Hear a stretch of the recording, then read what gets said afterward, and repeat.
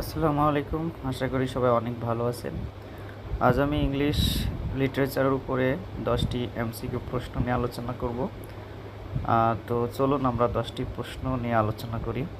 প্রথম প্রশ্ন, who wrote the rime of the ancient mariner? The rime of the ancient mariner এই কবিতাটির লেখক কে বা কে লিখেছিল? Option A S T. Collins, option B John Keats, option C W B. Yeats, option D Wordsworth. এটার উত্তর হবে এস.টি. কলিন্স, অপশন এ।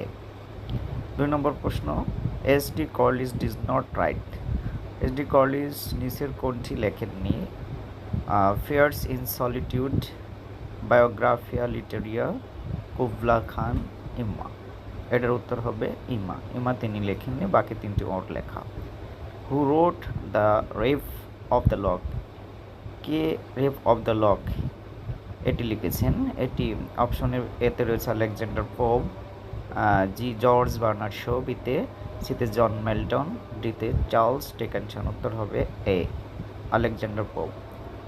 4 নম্বর প্রশ্ন বলা হচ্ছে, all the perfumes of Arabian will not sweeten this little hands is a quotation from. এই কোটেশনটি কোথা থেকে নেওয়া হয়েছে? অপশন এতে হ্যামলেট, বিতে অথেলো, সিতে ম্যাকবেথ, ডিতে কিং লিয়ার। উত্তর হবে ম্যাকবেথ, অর্থাৎ ম্যাকবেথ থেকে, অপশন সি।